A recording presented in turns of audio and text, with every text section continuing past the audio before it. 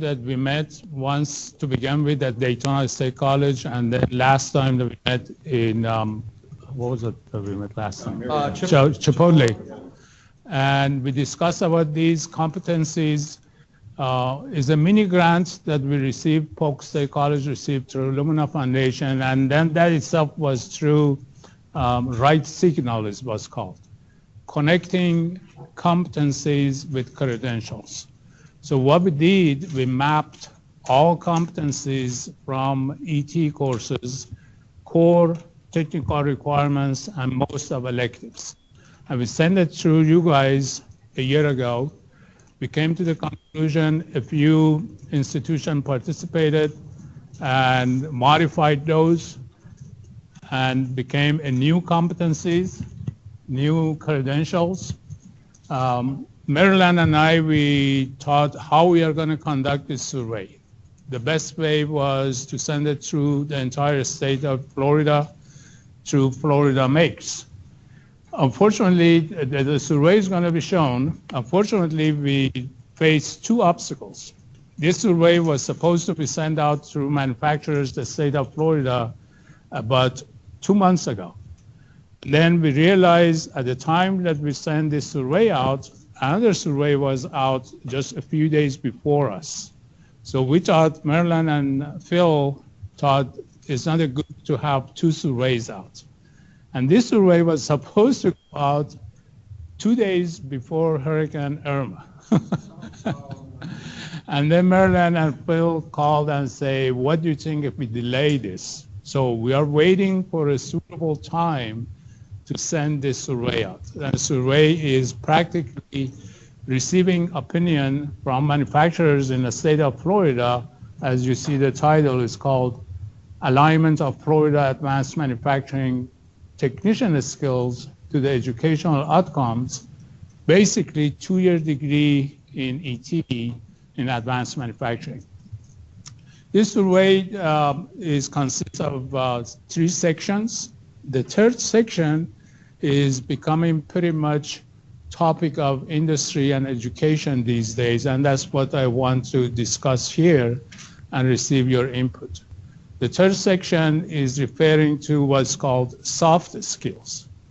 And now Polk State College received another NSF grant just a month ago with Excelsior College. Excelsior College, if you are not familiar with, is pretty 4-year big institution in the state of New York.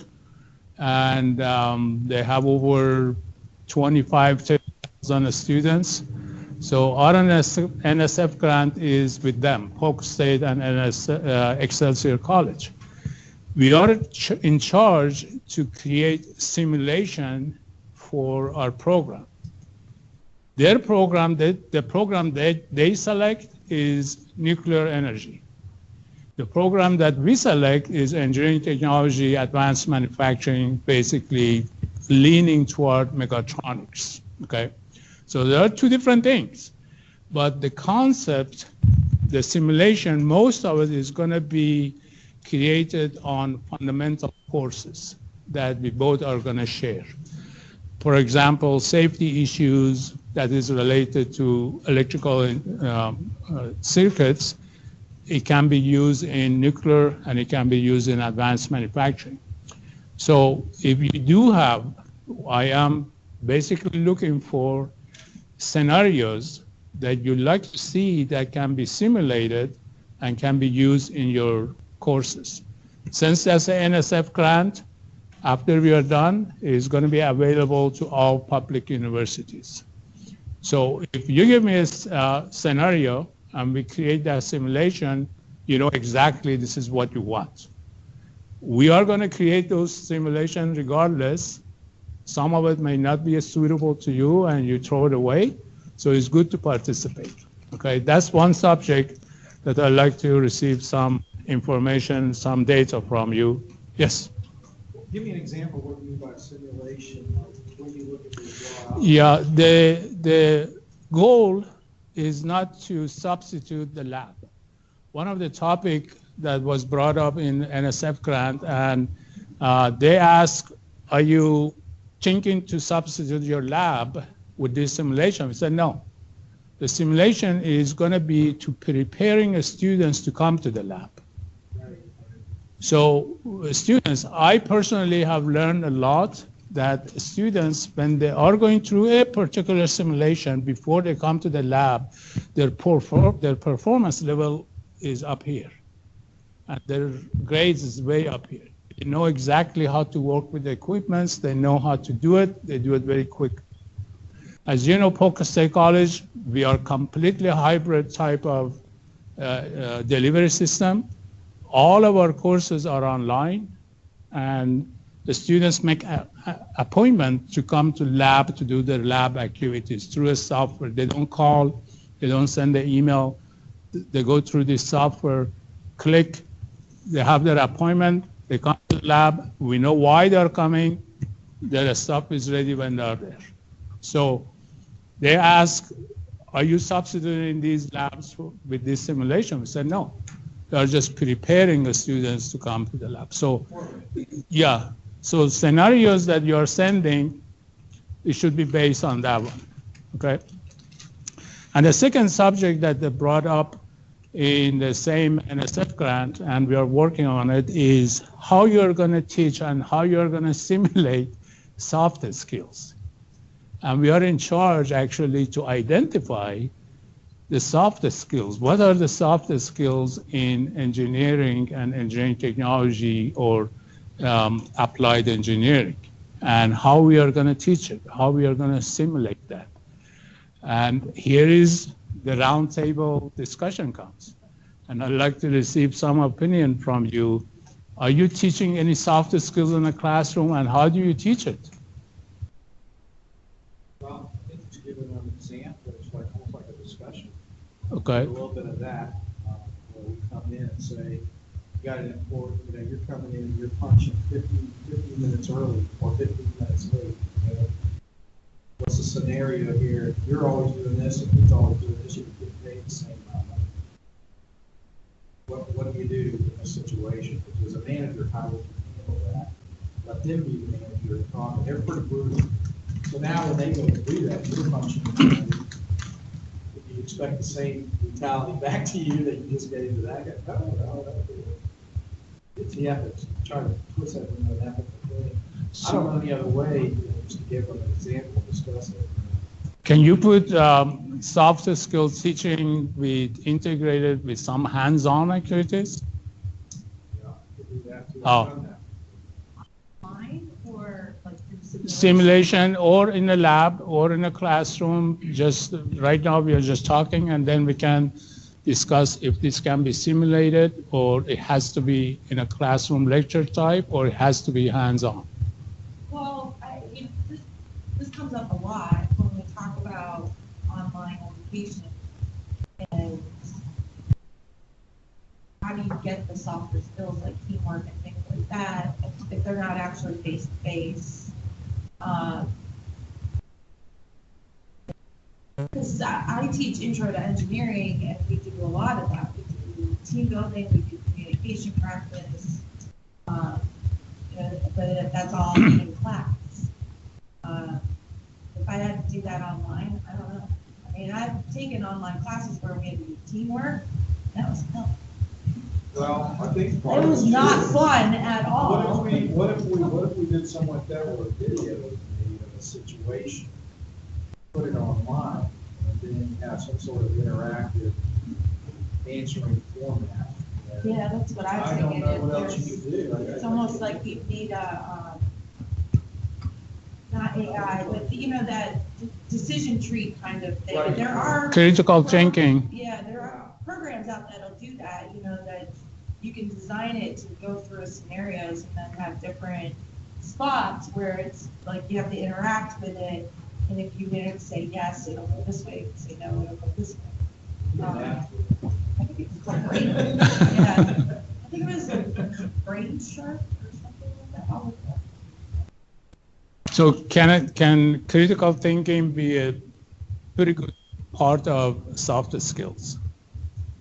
Well, it depends on how you define critical thinking, because soft skill is one thing, troubleshooting another.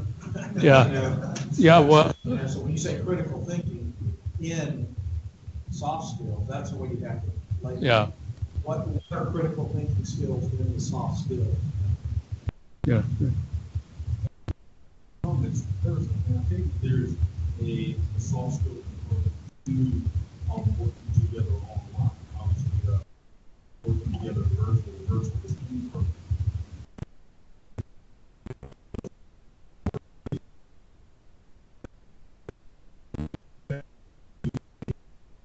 for us face to face, but text, and email, chats, and whatnot.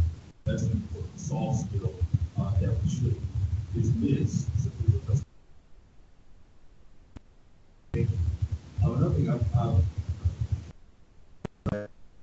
knowledge is that at USF, and I've done some research with the soft skills being taught in career academy. And one valuable resource that I found, kind of breaking down how soft skills is taught. There's a report that came out from the College and Career Readiness and Success Center and the Center on Great Teachers and Leaders at the American Institutes of Research called Integrating Employability Skills, a Framework for All Educators. And what this report does is it connects specific employability skills with specific skill attributes that can be infused into the classroom. And for someone who's writing this stuff up and trying to explain how teachers are teaching soft skills, it was really important to me to see this kind of all laid out specifically. If you're teaching problem solving, well, here's specific things teachers can do to teach problem solving.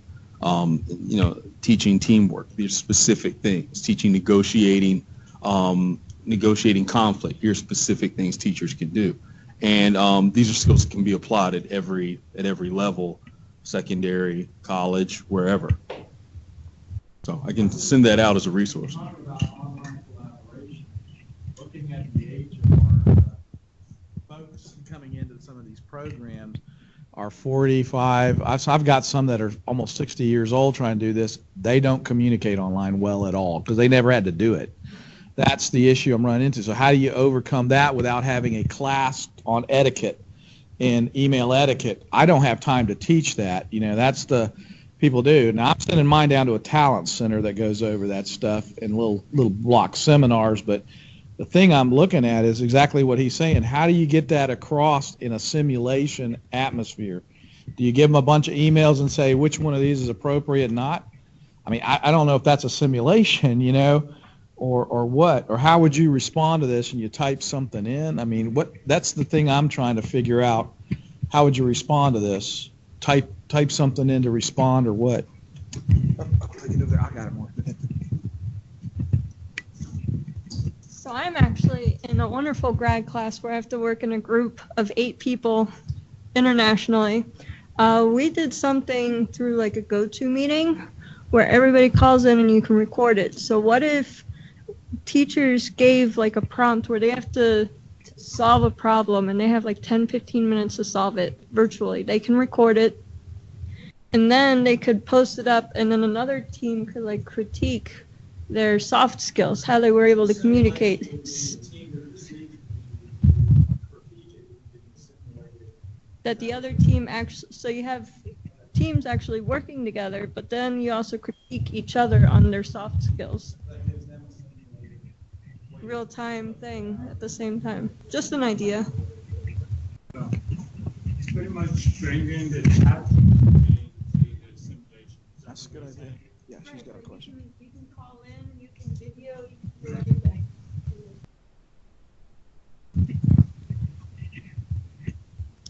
Similarly, I teach a course. It's not in this industry. It's in health. I know, different area, but I think it's relevant. We review Bloom's taxonomy with the students so that they understand in a very simple way the level of critical thinking that's expected within the field of health, which you could also do in engineering technology. We've got permission from Louisiana State University to use materials they created. They're very easy to understand, short videos. And then we post, there are about 8 or 9 video situations that are about 2 minutes long apiece for a lesson. So for example, that they have to react to. So for example, when we are trying to help them understand the difference between Medicaid and Medicare, for example, and you can cross this to engineering technology when you're trying to compare and contrast something that they need to understand. And we've posted 8 or 9 videos of different families talking about their understanding or their use of Medicaid or Medicare or some combination. And the students have to discuss in a forum how they felt about what they saw and demonstrate that they're thinking through the scenario, the problem, and then I interject as the instructor throughout the forum. So in other words, you can, whether it's student-created videos or videos that you find from your industry, you could even throw out a problem like out there about safety. Watch this video about what's something that's going on the production floor and react to it based on what you've learned. And they're supposed to pick up different things that are being done wrong or aspects of it that are correct. Same thing with customer service or any kind of soft skill or that's not a technical skill.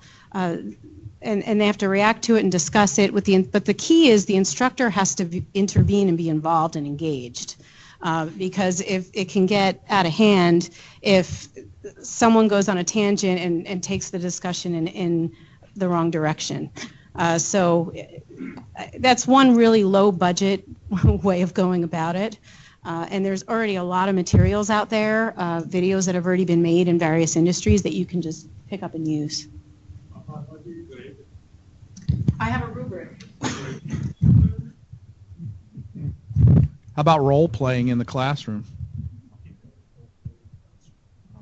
So soft skill is not the major part of this grant that we are going to go through with Excelsior, mostly technical courses that you have labs, basic labs. If you are thinking of any labs that it can prepare students better before they come to the lab, go through this simulation, that would be great. Scenarios like that. The format of the scenario can be, so far what is discussed between Polk State and Excelsior is the students are introduced to a situation. What this assignment is. For example, if students has to make a CNC part. So the students has to go pick up a certain, select a certain CNC machine for that machining activities, select certain tools, select certain feed and RPM for that tools, and so on.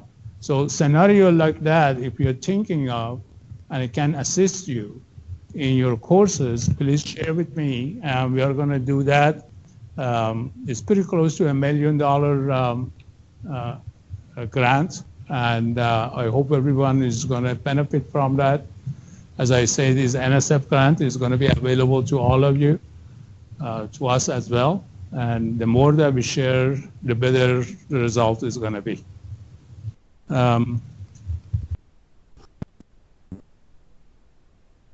Yeah, Maryland is not here. Okay. Yeah. All right. Thanks, Maury. Appreciate that. Simulation. I got to figure one out for you, man. That's what it is. How to make $1 million. Can you simulate that one? Okay. So I guess we're going to go with, well, Path Tech Life update. Come on up. Do we need to put up a presentation? Okay. All right. Bear with us for just a second.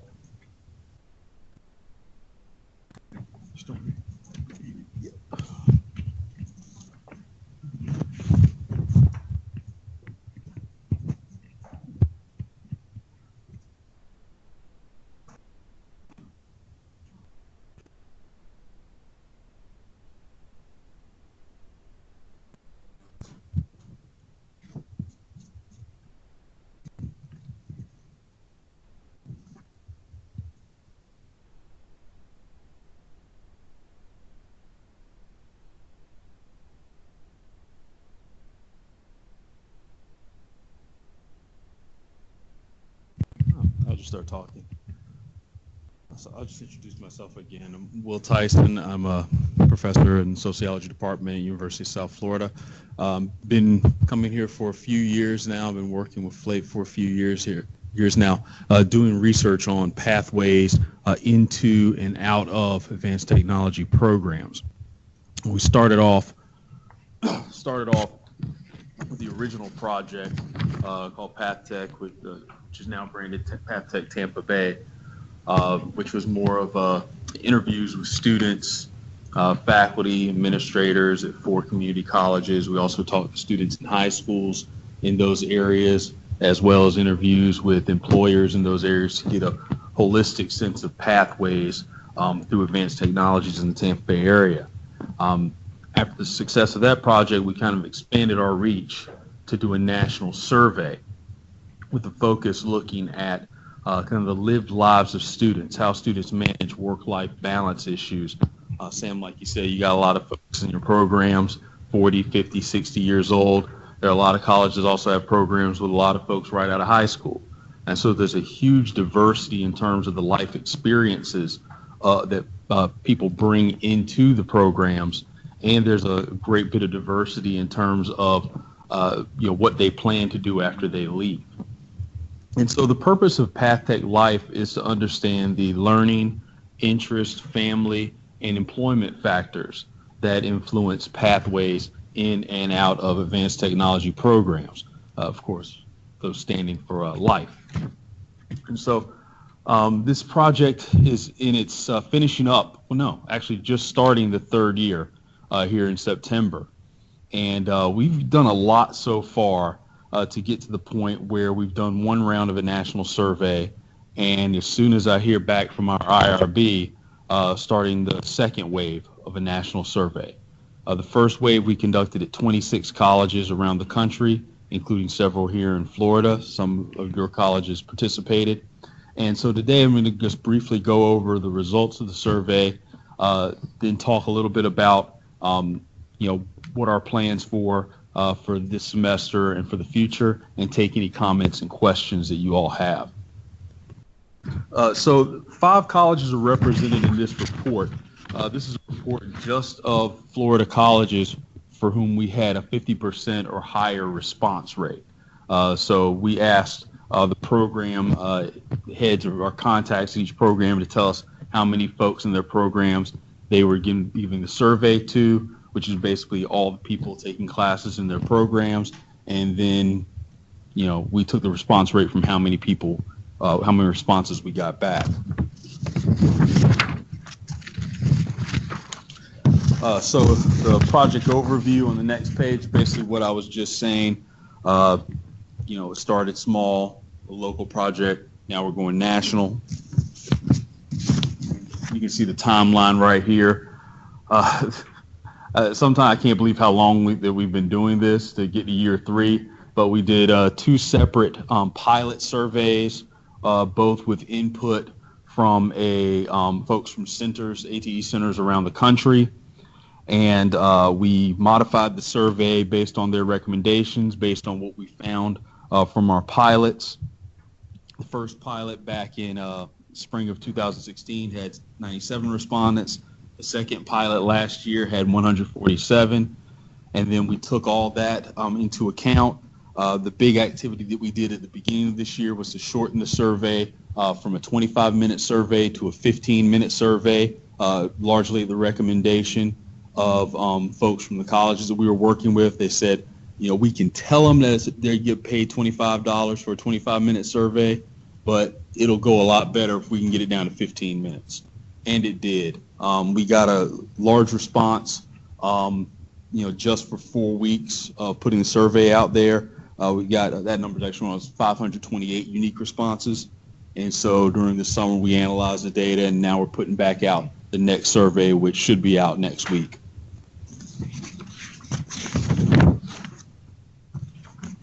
So some of the topics in this survey, we asked students about their academic background that they brought, their experiences in their current college, their employment background and current employment status, why they enrolled in their program. Asked them to evaluate their current program, asking questions about, for example, program how satisfied they are with their program. We asked about their short-term and long-term academic goals, then their larger career goals, and then we asked them demographic questions, age, race, gender, marital status, that sort of thing.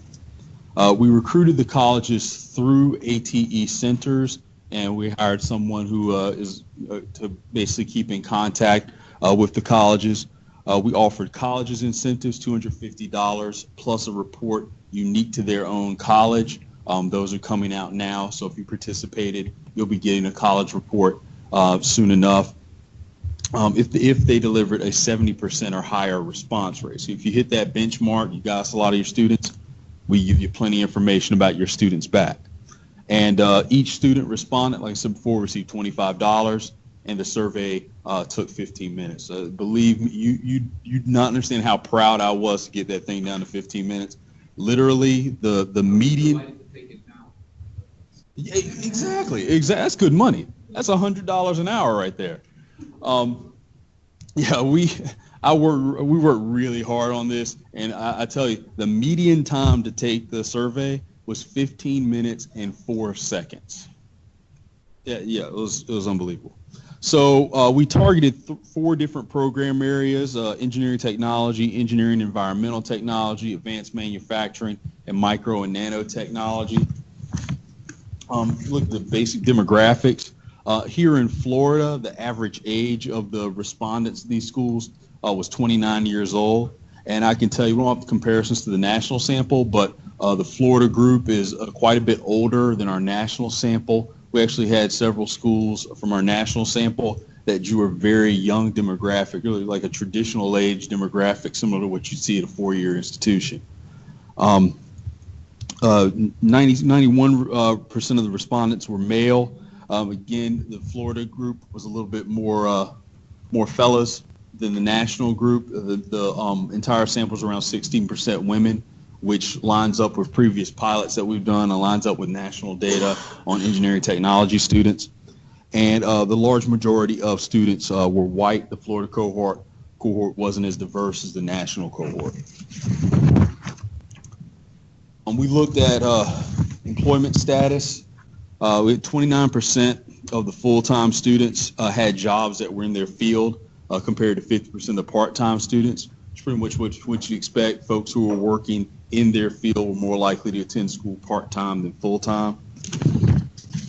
When we asked students about why they enrolled in their program, we used what's called a PRISM decision model for adult enrollment. It's the theoretical perspective that we built on for this that identified 4 key areas that may prompt someone to enroll in school. A pathway to a better life, so that, basically enrolling in school is going to make my life better in some demonstrative way. Reflective learner, basically students' ability to evaluate their own skills. Synchronizing living, learning, and earning, emphasizing the life stage. So this is going to, be good for my family. This is the right time to go back to school. And then match with an academic life, which is basically students' fit, their perceived fit with their program, how well they think they get along in their program. For the most part, what we found, the reasons that propelled students, that motivated them to enroll, fit with those first 2 categories. They felt it was going to better their life some way, or they felt like they were academically prepared to go into these programs. Next page. Sorry, the next page is a little bit higher. The reasons that were most popular among the students were: I wanted to increase my opportunities for a better life. I wanted to expand my knowledge in my field. I've always liked to build and fix things with my hands, and I want to build my technology skills. So again, more about like bettering their life and bettering their skills specifically. One thing that we found in kind of preliminary analysis is there wasn't as much variance on these motivations by age as you would think. Older students were more interested in the synchronizing living and learning factors. So, family commitments, other life changes, finances, things like that. But for the most part, students across the age spectrum were in it for the skills and to, specifically better their lives in some way. One of the most interesting things that we found was with respect to educational background. There's a good bit of diversity in terms of the educational attainment that students brought into these programs. Sam, as I think you said, you regularly have students who already have a bachelor's degree coming into your program, and we found quite a few folks who fit that. 8% of the folks here had earned a bachelor's degree, 5% had been in a four-year institution. That number is actually smaller than what we saw in the national sample. I think we had 16% across the country who had been in a four-year institution, most of whom had earned a bachelor's degree. So it was a large group of folks there who were continuing their education post. The economy turned down a construction background, those that had building construction Mm-hmm. degrees probably they changed a career, or when banking crashed, Right. finance people, accounting, they would come in and do something different. Right. No, that's a great question, and that's one of those questions that we would have loved to ask, but it takes 16 minutes. But it's something that we definitely want to capture in the future, in future iterations of this project. Talk to folks and get us, because that'll give us more of a sense of why. Because here we asked more about like personal factors that motivated them, but we didn't really have the opportunity. It would be tough to ask about like, larger, economic and societal trends that may have motivated them to. And even then, if you ask somebody, they say like, I lost my job and that's why I went in, that could also be reflecting larger trends as well. Market or the economy, yeah. Yeah. Might be some other reason. Right. So it could go either way. So it's one of those things that I don't want to get too ahead of myself in general, but it's something that we want to know, but this wasn't the right way to find that out. That's a very good question. So we also asked students how they paid for college.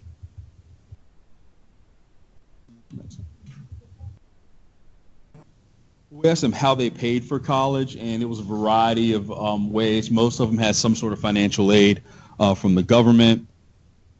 But, basically students are piecing together their finances from a variety of different sources.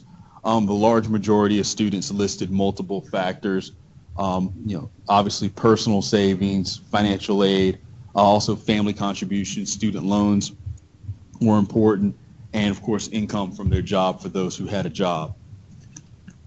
Target credentials, the vast majority were seeking a degree, mostly an associate's degree. About less than a third were looking for a certificate, and very few were looking for anything other than that. As far as long-term goals, most of them were seeking an associate's degree or bachelor's degree, and fewer were looking at some sort of certification or going further and getting a master's degree or a doctorate degree. So most students felt, were pretty committed to pursuing a career in their field on a scale of 1 to 5, with 5 being the most committed. And the majority of students felt like, getting, being in their program was going to positively contribute to their lives in some specific way, being things like a higher paying job or personal fulfillment or advancement in the field.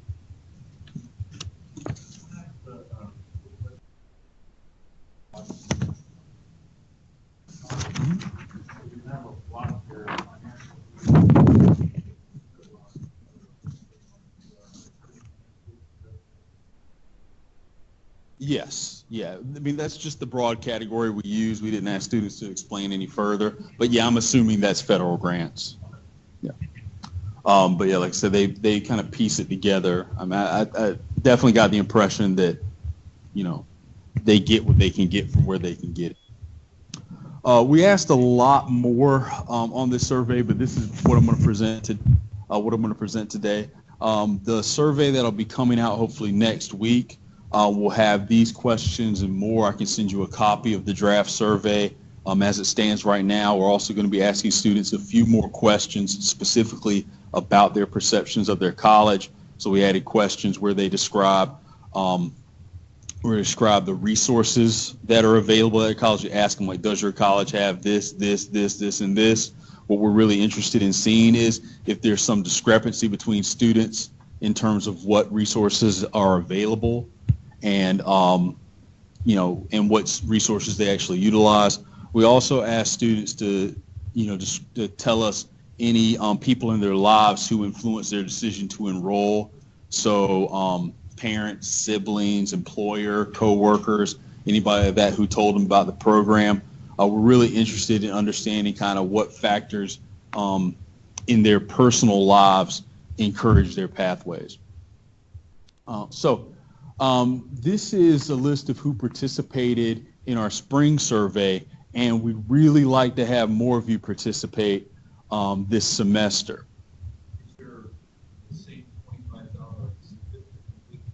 Same $25 incentive to complete the survey, and to each program that completes the survey, $250 to do whatever you want to, throw a pizza party, buy some supplies, whatever you want, if your program can deliver a 70% response rate. See, you're saying 9 for me, and I know I had 15 in one class, 20 in another one, and they all sat there and did the survey right there in front of me. I made them do it right at the beginning of class. I can go look back at my data and make sure. 9. I'm like, maybe they didn't go through or something happened. Maybe I don't know. It's scaring me now, thinking like. And at the time you give it, I didn't have 70 students either, so mine's growing rapidly. So it might have been at the time you took it, and then when you looked at the number, there was a discrepancy. That I could understand, but I'll go back and look at my data right after I'm done. I got 9 when I know I probably sent in 30 or 40 of them. I sat there and watched, made them do it right there in the class. Okay. Those are the ones that got paid. But I didn't ask if anybody got. But some people said, yeah, I got the $25 check, no problem. But I sat there with them and watched them do it. I mean, I don't know why I've only seen 9 up there. That's weird. I'll go back and look at my numbers and make sure. But I'll I'm just definitely saying, check it out. maybe something happened. That's what I'm worried about, on the website or something. Because I don't know, or they did it wrong. Or I don't know. Is there do you have a thing on there that when they go in to log in, it says decline to participate? I don't just get out. No, they could just get out if they decline to participate. Like I said, I'll check and make sure because I mean you did exactly what we would like everybody to do, because the students who took it in class they took. When I'm offering extra credit, we'll see what happens. This proposed ROAs from May. Yeah, it was in April. After May. Oh, These may be earlier numbers too. So like I said, I'll check. It was in April. Yeah, that's what I did. I'll go back and check, because it could easily be on me. I think So. something's going on, 'cause, Definitely we want to see higher numbers. Some of us have, requested more students at not even 50% in school. So maybe you should use some strategies like Sam had, really make them take the survey. I want the information. Yeah, I even told them the program gets money if we do this to help the program, so we can buy something or do something. I didn't tell them how much, but I just told them, this will help us. I mean, we're not gonna get you another one of those robots, but they were fired up about it when I was in the class. I can't imagine you didn't get more than that. I'll definitely check and make sure. But I hope this information can be useful. I mean, I'm very interested in terms of the work I do. I've been studying STEM education for a long time. I'm really interested in kind of how people live their lives and make it into these pathways. But I also hope this information can be useful to you all to help enrich your programs. Absolutely. This is huge. Thank you. Yeah, so next steps. Oh, yes.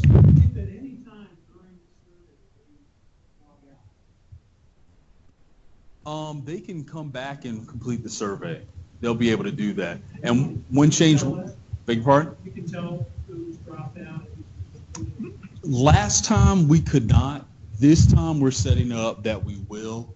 The survey company that's running it, we're hiring like a specific project manager who's able to tell us that.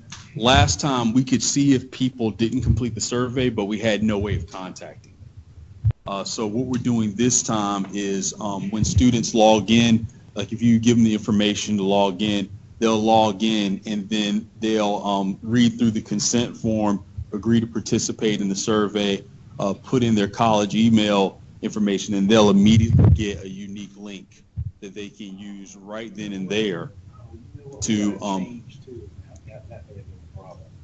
I I just realized email, we changed our email around. Think that would have messed it up? I don't know. They were using personal and also went to a school email. Oh, That may be. yeah. what it is. We're That may be- requiring college email just because we don't want them to, give a link to their buddy at, No. I think Mike we EG had a at change. Yahoo. That's about the time we did that. We were not on a school email until last year, so the spring. So Okay.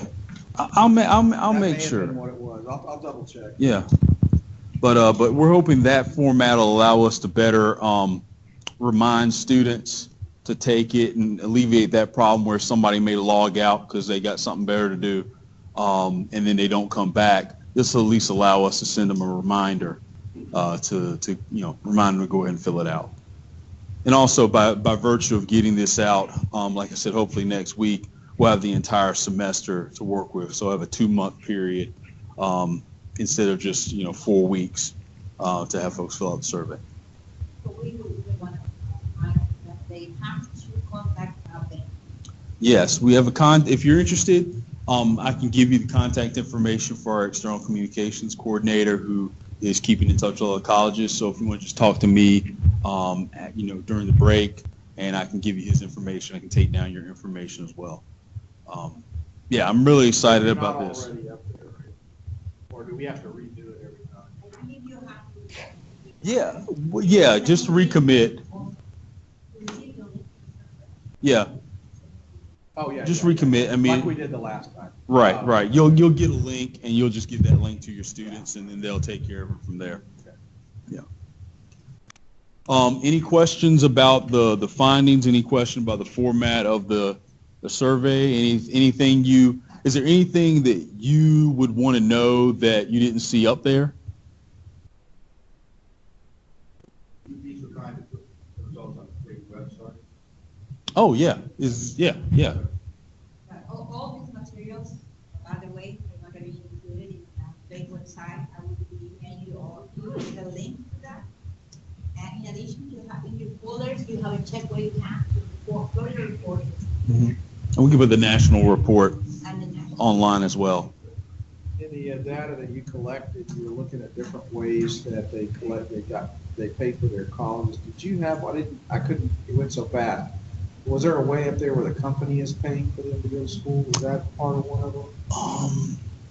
I get a lot of that here. That the company Yeah, you know what? pay because they sometimes have to sign a contract when they refuse to do it. But if Yeah, the employer company- assistance is up there. Is it? I couldn't see. Yeah, it's right there. It's little. Yeah.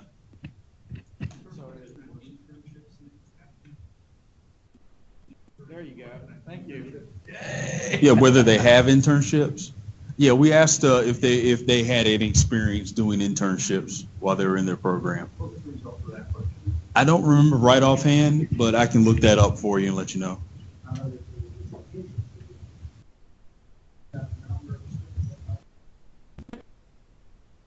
Hmm. Average age was 29, so I would think a lot of folks are already.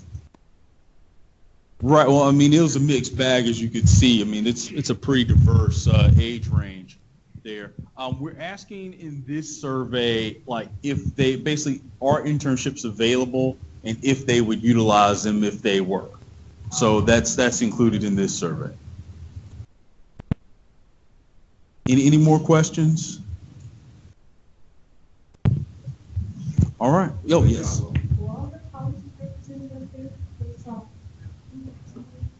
No, there were 5 colleges from Florida that that had a 50% or higher response rate. Those are the ones that are in there, just to use the ones that were more, to be representative of their college.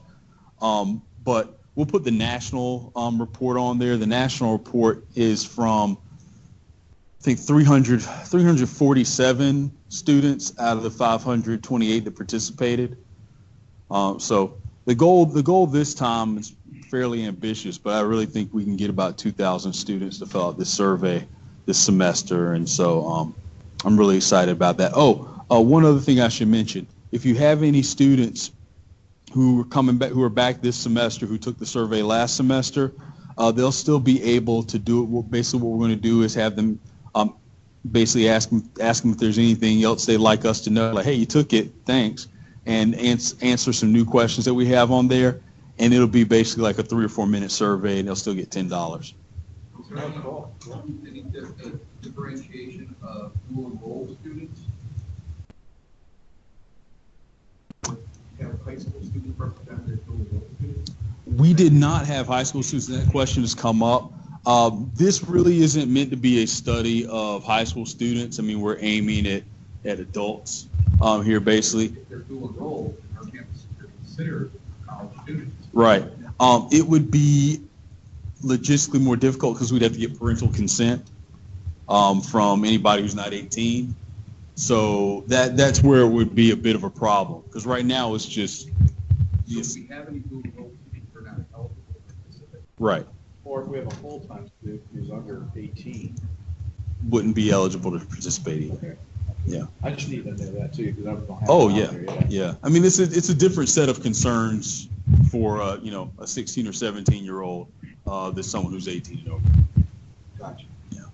But, I mean, it's a very interesting group to study. And, yeah.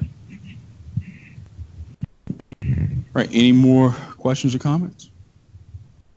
All right. Thank you very much. I really enjoy the support that I get from the ET Forum every year.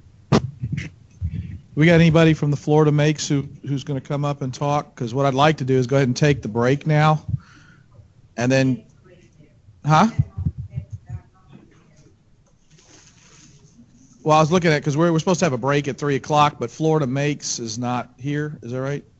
That's the next one on the agenda. And Ted in the afternoon can't do it? No, he can't, so he's already there. Yeah, but we need to take a break right quick, and then 3:15, right. So take a 10-minute break, and then come on back, and we'll get with Ted. Stretch your legs. It was a heavy meal, so. Yeah, please be back at 3:15. Ted is right there. Yeah, Ted's going to be there at 3:15 to get started, so there you go.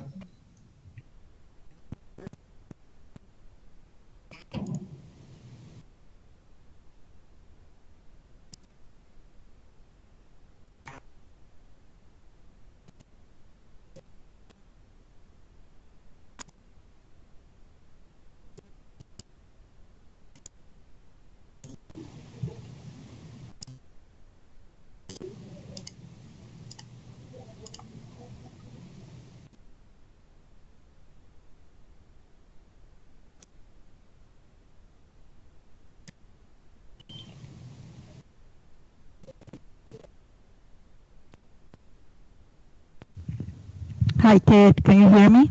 Hey, I can. Can you hear me? Hello? Hey, can you hear me? Ted?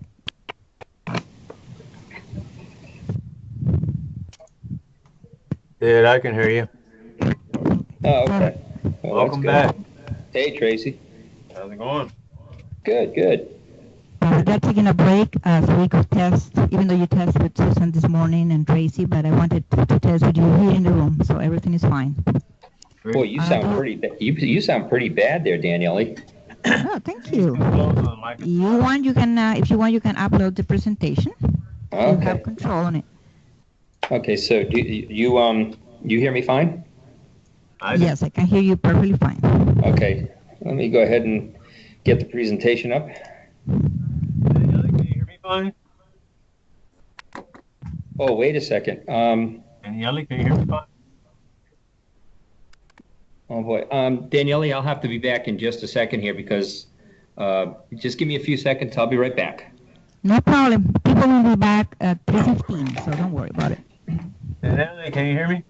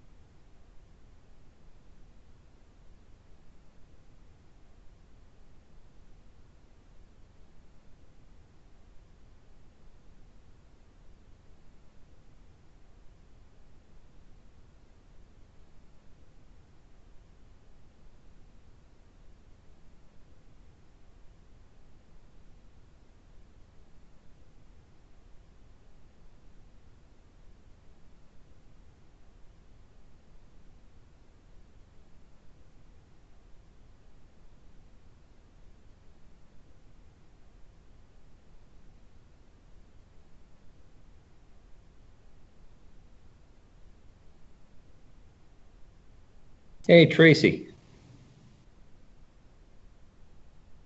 Tracy, can you hear me? Tracy, can you hear me? We can hear you, Ted. Really clear and loud. Can you hear me now? Yes, we can hear you. Okay, just want to make sure that you can hear me. I'm having some problems. For some reason, this is not uploading the... Okay, I can do it for you. No problem. Well, let me try it one more time. Okay.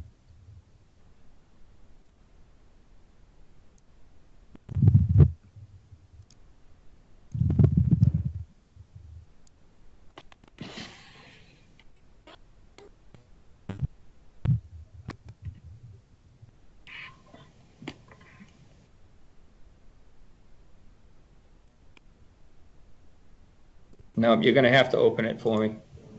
Okay, no problem. Yeah, I don't know why it's not Are you worked using perfectly share? fine yesterday. Yes. Do you use present PowerPoint file or you use share program? I used present PowerPoint file. Or should Okay, suggestion. Open your presentation in PowerPoint. Open it up. And then go to share program and from there pick the PowerPoint. Oh, okay. Hold on. Okay, share program. You have to open first your PowerPoint. Yeah. Mm-hmm. Hey there. Can you see it? Oh, it says connecting. It takes some time. Yeah. Currently presenting, it says give control. There you go. So you see it It's all perfectly yours. fine? It is all yours. You have just to make it in a slideshow if you want. How's that? There you go. Perfect. Okay. So.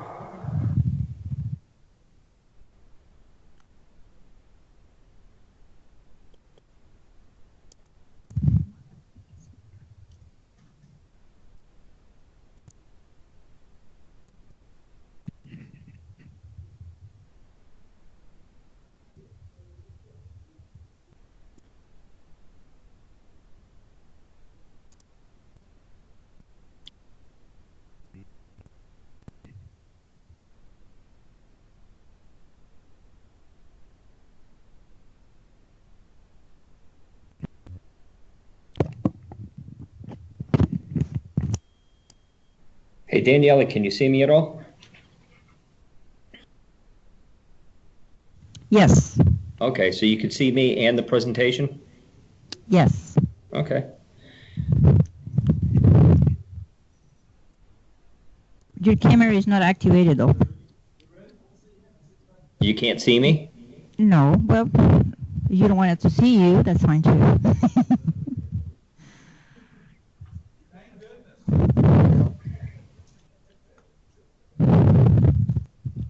Now you can see me, right? No. Hold on. You have to activate your camera. Maybe on, but you haven't exactly. Hey, you. How's it going?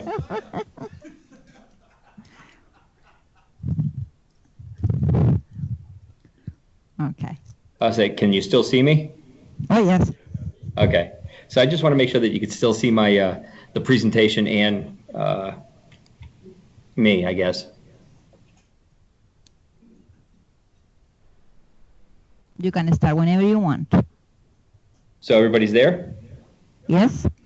Hey, hi everybody. I wish I knew who was there, and I apologize for not being there to partake in what I think is an awesome opportunity for folks who offer the engineering technology AS degree.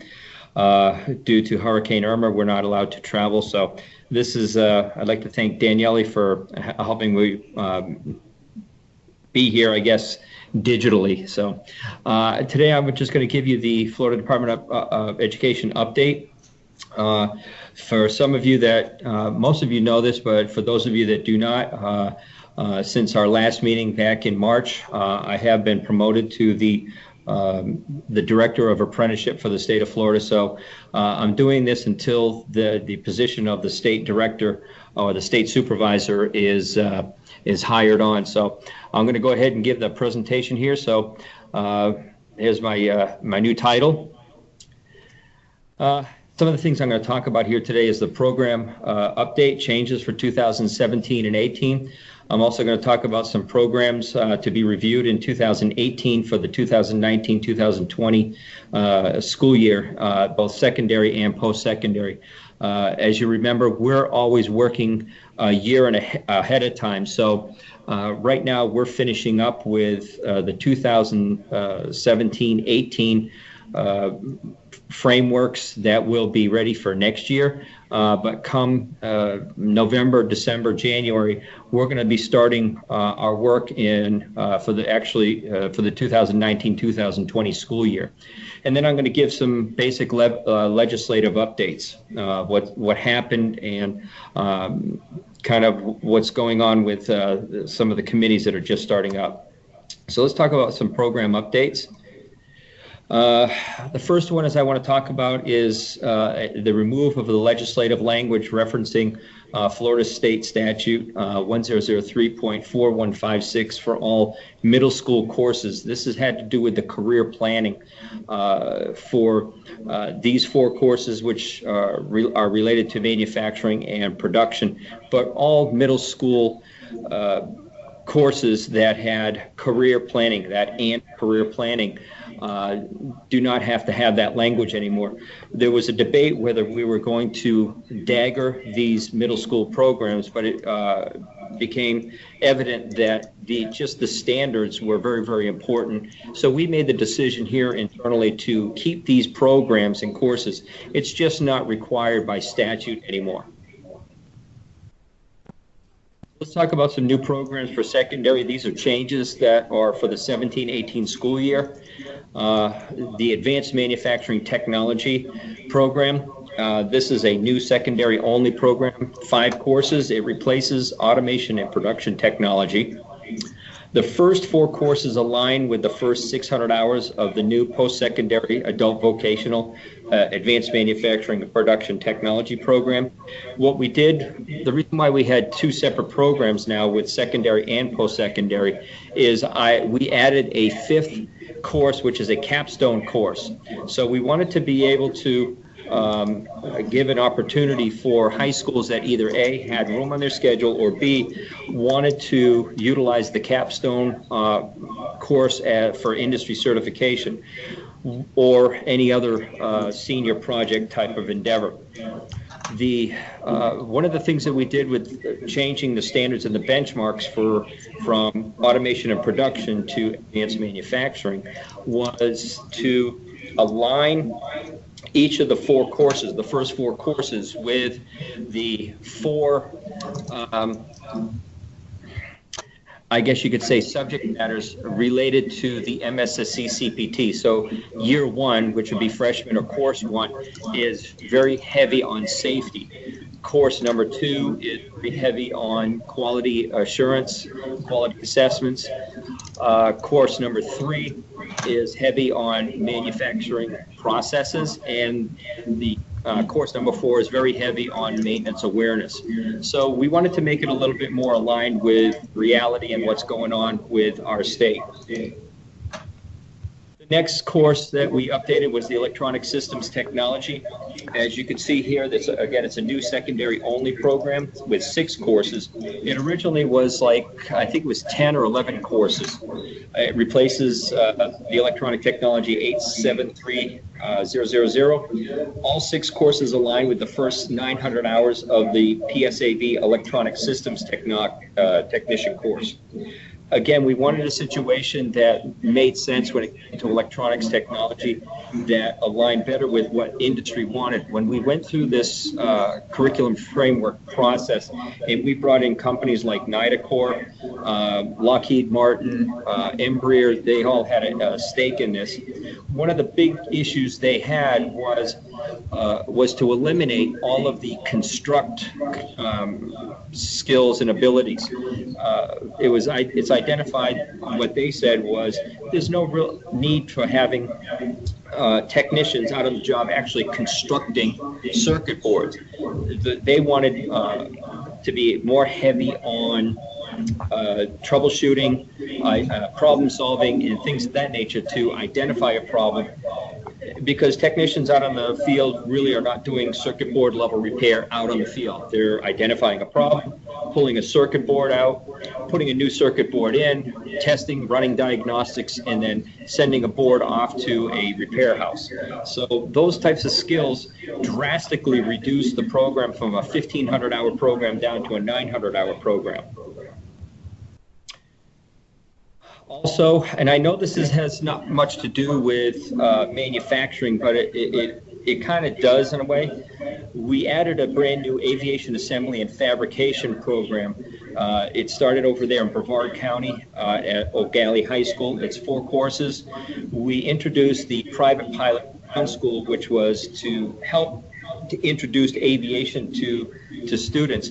But courses 2, 3, and 4 are very, very heavy on aviation assembly, which gets into sheet metal working, riveting, and it really was designed to help and prepare students to enter the manufacturing world related to aviation. So this program, even though it's in the transportation and distribution and logistics career cluster, I thought it's important to make it aware to this group in regards to what's happening in manufacturing.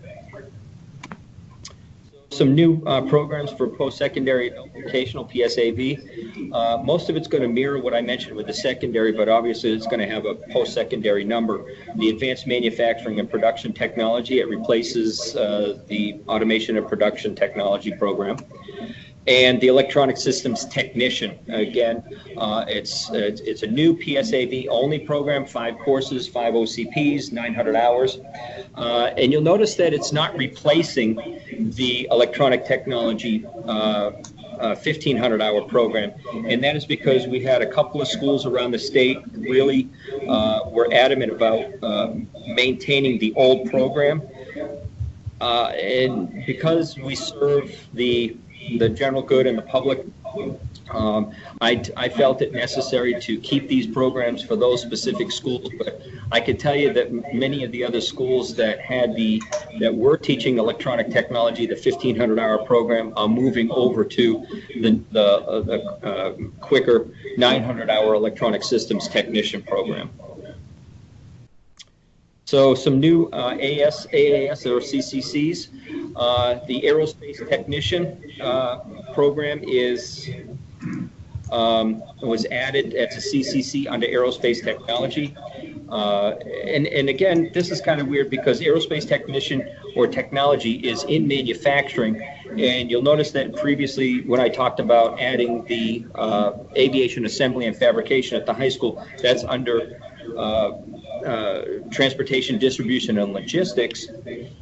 What we wanted to do was Eastern Florida State College wanted to add CCCs to the aerospace that allowed for, again, some manufacturing and some aviation assembly and fabrication for their AS degree under the aerospace technology degree. And they also added a structural assembly technician, as you can see here. We also added the substation and relay technology specialization. I did bring this up back in March, but I felt it important to say that it is now a specialization as under the ET degree. Programs staggered for deletion. Because of the new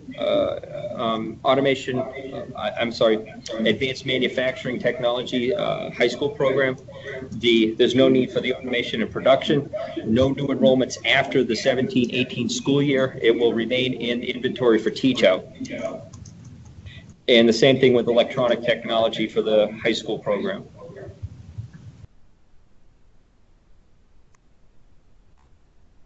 This is an old program. Engineering assisting is daggered due to no or low enrollment. There was only one school in the state that was running this program, and it was down in Lee County, and they made the decision to stop enrolling students, and they were moving over to a different type of program. So because of no enrollment, we're going to go ahead and we're going to dagger this program. There'll be no new enrollments. The engineering assisting program was more of a cafeteria type program, and it did a lot more of the industrial, like a little tiny little bit of welding, a little bit of industrial maintenance, a little bit of technology education, a little bit of this and a little bit of that. It really never took a foothold because a lot of schools wanted to be able to offer programs that would prepare students for an industry certification. This one was really not. It was just an overview, exploratory type program for high schools. Programs daggered for the PSAV. Again, it's going to mirror what we did at the adding new programs, the automation and production technology, because of the new program. Again, no new enrollments until after 2017-18, or maybe teach out. The Manufacturing Cooperative Ed OJT, this program is being deleted. No new enrollments. The reason this was an administrative decision outside of my office, and so there'll be no more post-secondary OJT frameworks under the Manufacturing Cooperative Ed.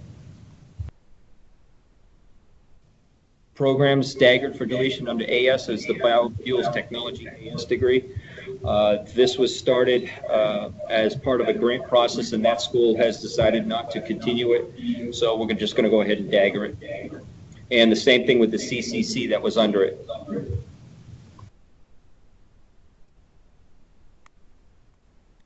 As was agreed upon back in March at the previous ET forum, the industrial energy efficiency specialization is going to be daggered for deletion because of no enrollments. There was nobody taking this program, and the CCC that was under it, which is the industrial energy efficiency specialist, there was no enrollment, so we're going to be daggering that as well.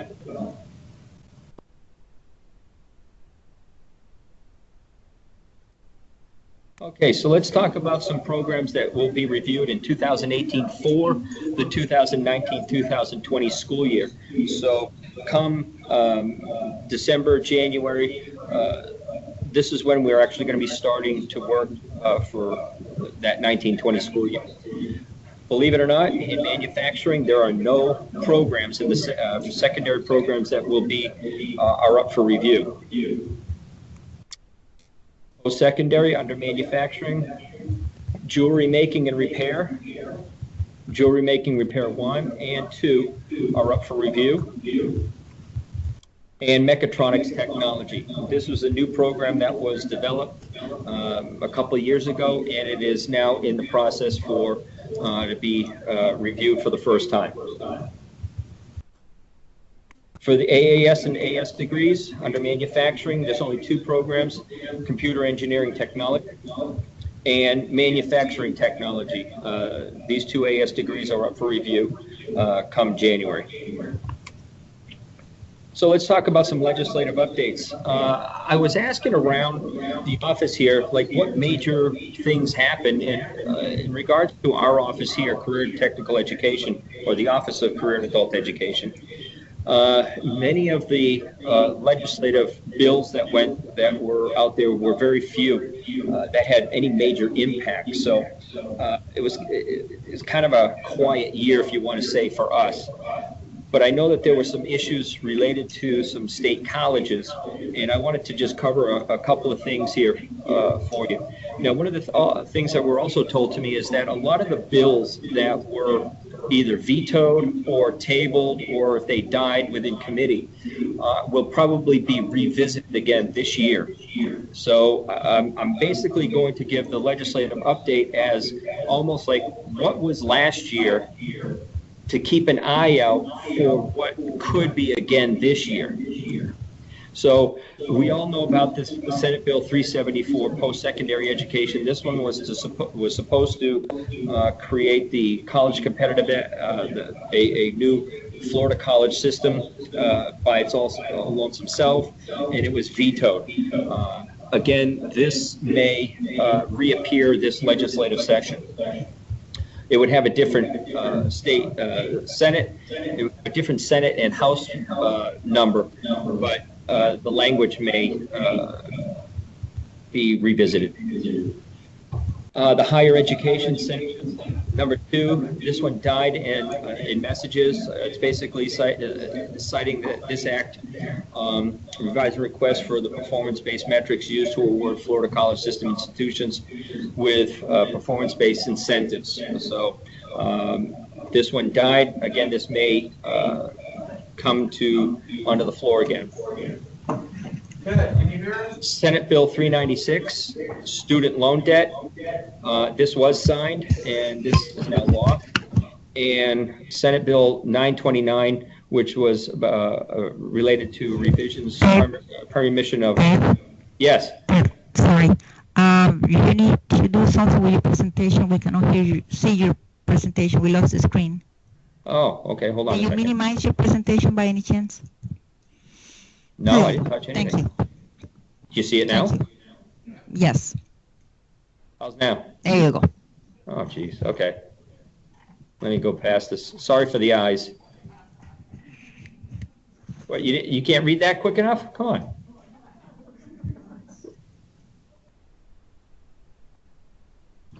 Okay, this is where I was. You guys see this now? Thank you. Okay, so, well, actually, my question to you is, where did we lose it? Right there, start there. Perfect.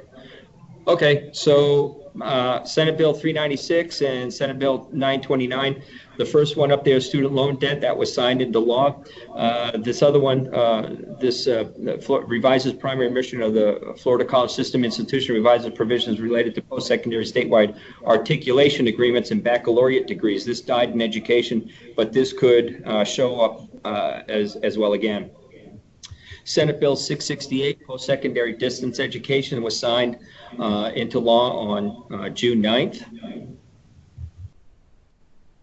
Some of the Tier 2 legislative initiatives, House Bill 803, licenses to carry concealed weapons and firearms.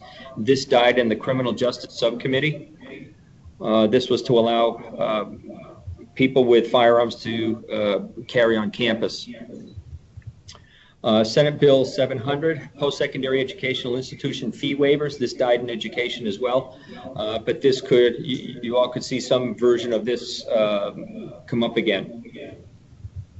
Senate Bill 509, post-secondary fee waivers. This was a different version. Again, it died in education. And I know that this presentation is going to be made available to everybody. And here is a link to our Florida Department of Education Career Adult Education website.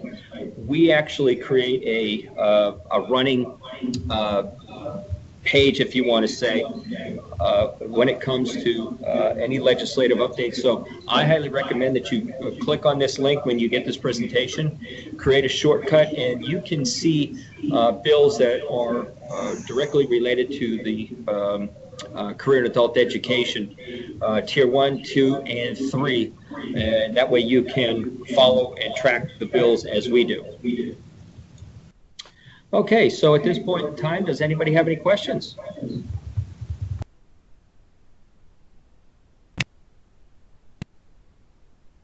No questions? Really? For me? No one? Either they are hungry, tired, or I don't know. You did a great presentation, Ted. Did everybody eat like right before you got onto this? Because that's always the worst time to do a presentation. It's like right when somebody's, especially when there's nobody there and you're looking at a screen. So for those of you that kept your eyelids open, I appreciate it. And I guess that was 90% of the battle. Hey, Ted. Yes, sir. Yeah, have you guys got, have you started interviewing and doing stuff for your replacement? Yes, sir. Okay, how close are you? Very close. I have to say that we've narrowed it down to one candidate, and we're going through the laborious process of the bureaucratic labyrinth that is the Florida Department of Education in order to bring on board this person. So I was part of the interview, and I'm very, very excited that I feel very, very comfortable with this person's skill sets and background, and I think that this person will bring an added dimension to as a state supervisor. So I feel very comfortable handing the baton off to this person once they get on board, and so I feel very, very comfortable. And with that, you all should be very, very comfortable with the selection. So he was better than you. Absolutely. You kidding me? That's why we all know about the Peter principle, right? You know, people are moved to the position of incompetence. I was promoted. Involuntarily, right? Hey, well, you know, like I said, it's you know, when you're moved up to the level of incompetence, you could just know, okay, somebody read the book. Dang it. Now, do you have like a timeline you think you'll know? I'm kind of hoping that within the next 30 to 45 days. 60 would be stretching. 60 would be stretching it. So we'll have someone different at the next engineering forum is what we're kind of trying to look at. Probably what will happen is like what Eric did with me. It's kind of like a handoff. I'll be there to basically introduce and do a handoff, if you want to say, and then the one after that, they'll kind of like be on their own. I know I'm going to have to do that with a lot of my other committees and other responsibilities around this that I did on an annual basis with like the Technology Student Association and the Aviation Consortium and some of these other committees that I had to attend. I'll probably be doing like a handoff tour, if you want to say, next year. So I was kind of hoping to be there so I could, you know, be part of the group, but unfortunately. Yeah, I think you just dropped us like a hot potato. That's what it was. Well, it was extremely hot. Are you kidding me? You do it too. Hey, I hope he lives up to your standards, because we got pictures of you doing crazy things, so he's going to have to live up to that. Oh, absolutely. It's going to be I think this person will have the sense of humor that I have, and you know, it's good to laugh, and it's good to have a good time. But when we work, we work, and when we play, we play. So I think that this person will fit in very comfortably. I mean, these are some of the things that I was looking at outside of the normal interview processes. Can this person have the personality not only to be able to enjoy what they're doing and be around the people but understand the industries and the educational process and the subject matter. And this person, we feel, will fit that bill. Great, thank you. My pleasure. Are there any other questions? Complaints? Concerns? We got a few smart remarks, but I won't repeat them. Come on. Oh, well. Hey, Ted. Ted, yeah. This is Mark. Hi, Mark. Hey, is your phone number still 867-5309? No, I got it changed because I had some wacko by the name of Mark keep calling me on that. Are you kidding me? I want to know who that person is, because I'll tell you what, I drop him like a hot potato. Thanks, Ted. It's my pleasure. Thanks for everything you did for us, too. Oh, it's my pleasure. Like I said, I'll probably be at the next one with the new person as a handoff, and much like what Eric did. But I look forward to coming to the next one. Just out of curiosity, do you know where that's going to be? Has anybody stepped up to the plate?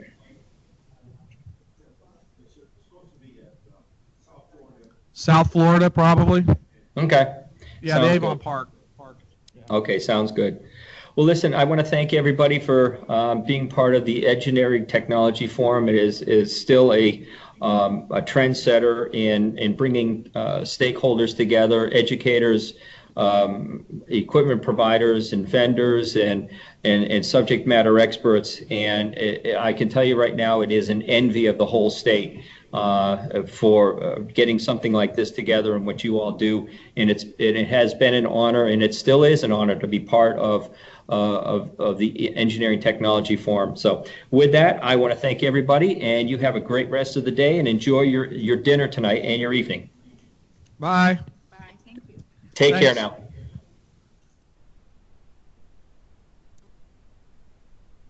Okay. So now then we got just a few minutes. I think there's a couple things that we probably need to talk about with FLATE going away, right? The grant's ending. When exactly is the last process in FLATE going to be? Do we know what the end dates and everything are yet for the grant? Okay. But what I'm looking at is we need to start talking now on how to carry this forward. Because I think this is important that we get together and discuss these matters. I think Brad and I have talked about the way we're doing it. You know, one we have down South Florida. The next one's out in West Florida. The next one's way over here in Jacksonville. I think there's a better way to do this, and it's up to what we all decide. It's not my decision. I'm just giving you a suggestion to look at maybe having the next one we're doing down maybe south, you know, further south, but then we come back to Central Florida, go back out to west or north or wherever we want to go, come back to a Central Florida location. What that does is the people in Miami, if we have one maybe, you know, in Jacksonville and then over in Pensacola, they're not going to come to either one. So they've lost a year of being in touch. If you come back through Central Florida, like either at Hillsborough, Pinellas, here, Polk, you know, Hernando, Pasco, as you come through Daytona, and then go back south, then come back central, go back to where else we want to do it, that gives everybody at least one event a year to come to so we see everybody. Valencia, wherever we do.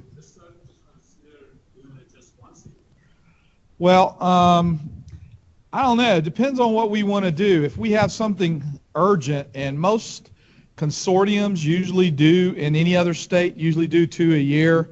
If we feel like we're not accomplishing anything, we will cut back to 1 year, but that's something the group will have to decide. So we need to talk about this in spring, though, is what I'm saying. Part of the equation. Sorry.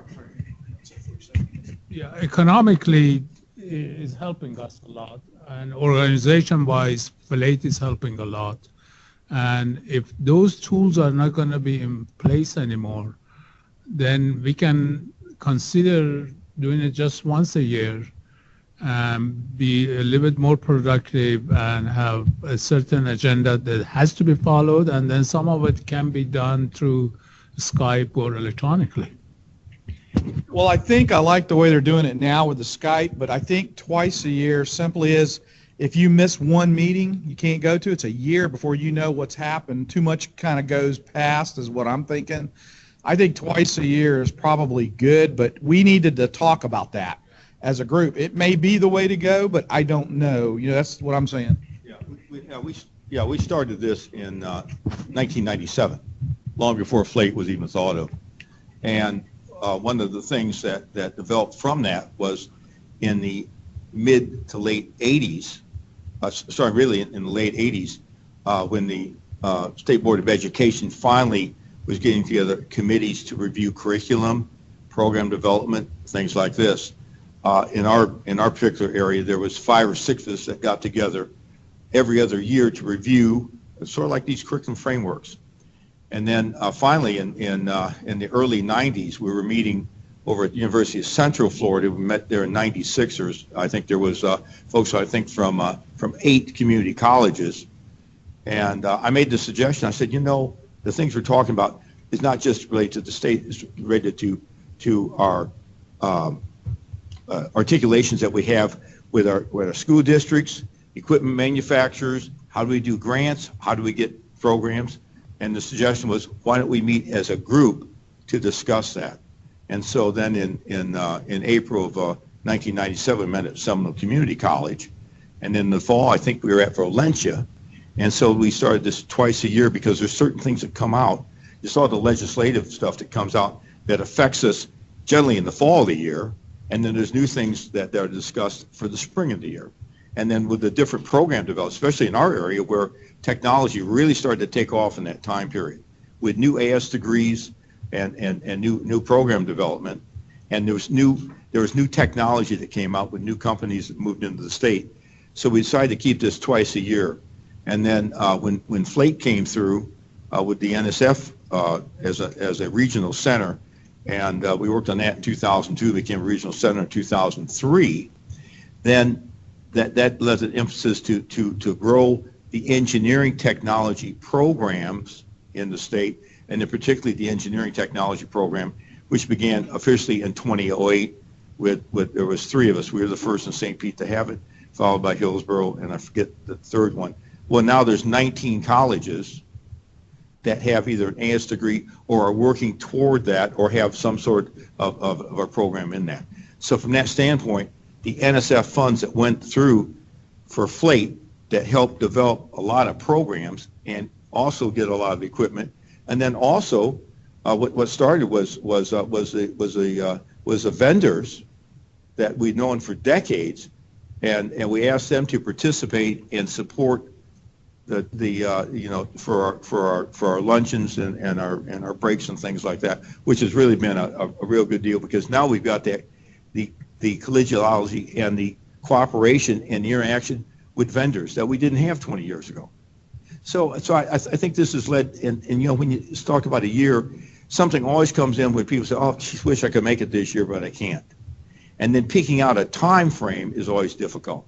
So we decided to always meet in the fall, meet in the spring. And the spring, of course, is regulated by the Easter and the breaks. At one time, nobody took the breaks at the 8-week thing. People were taking breaks, the spring break, 12 weeks, 9 weeks, 10. It was a mess.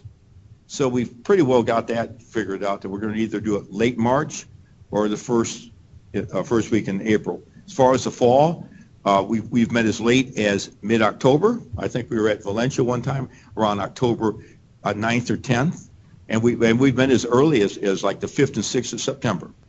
So I think meeting twice a year is important for this group, plus all the, you mentioned the teaming and the collaboration, plus you can all the new folks that are involved in this that are being helped by the older veterans at these different colleges, I think has been terrific for collaboration and that. Nasser. Hold on. Yeah. Thank you.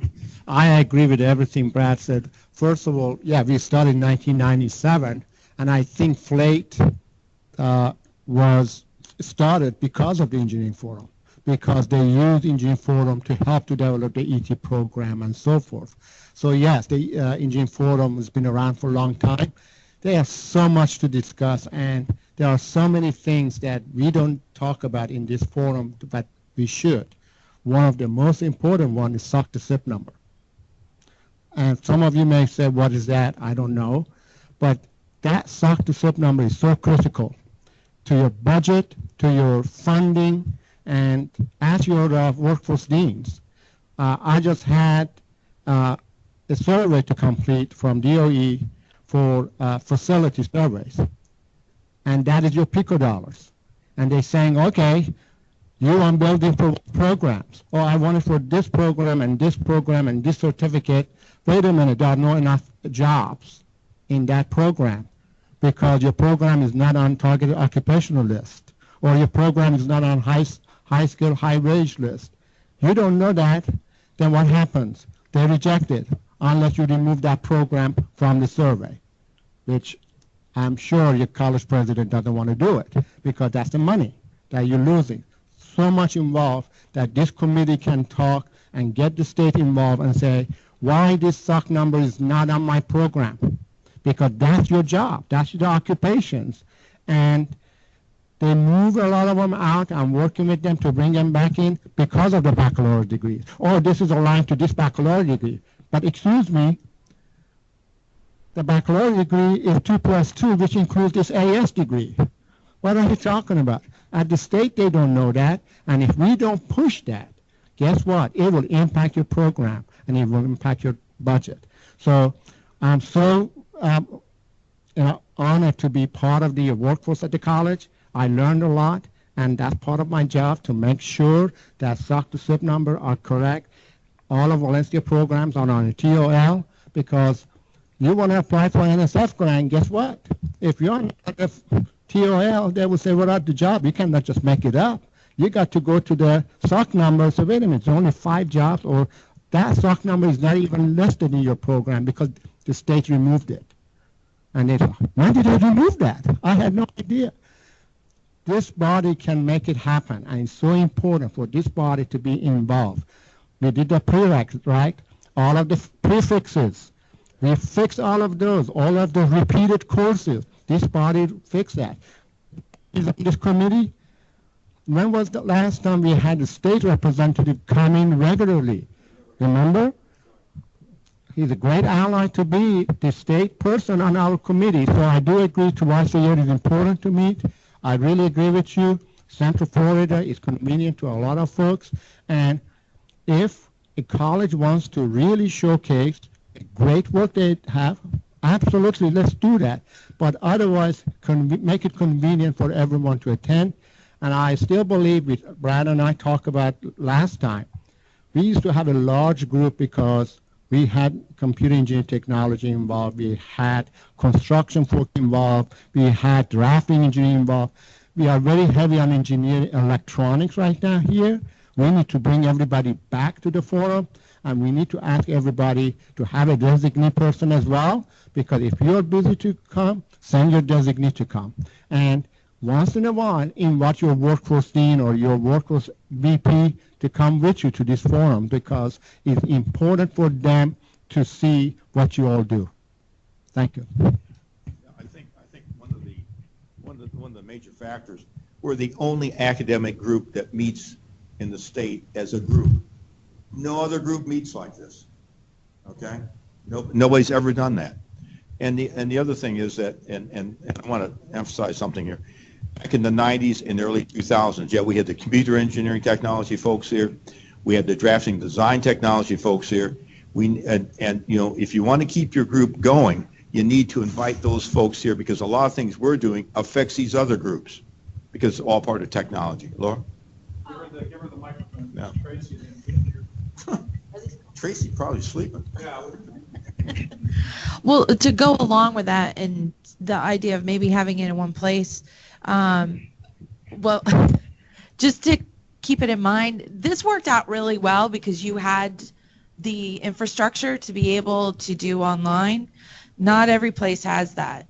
So if that makes a decision on where we move it, you know, maybe, I don't know, for future, just to make it more accessible, because, and this goes to your next thing about having people here. So I'm paying for this trip out of my pocket because I think it's important, but because they've cut all travel. So if you want to travel at SPC, you got to pay your own way. So, you know, our computer people want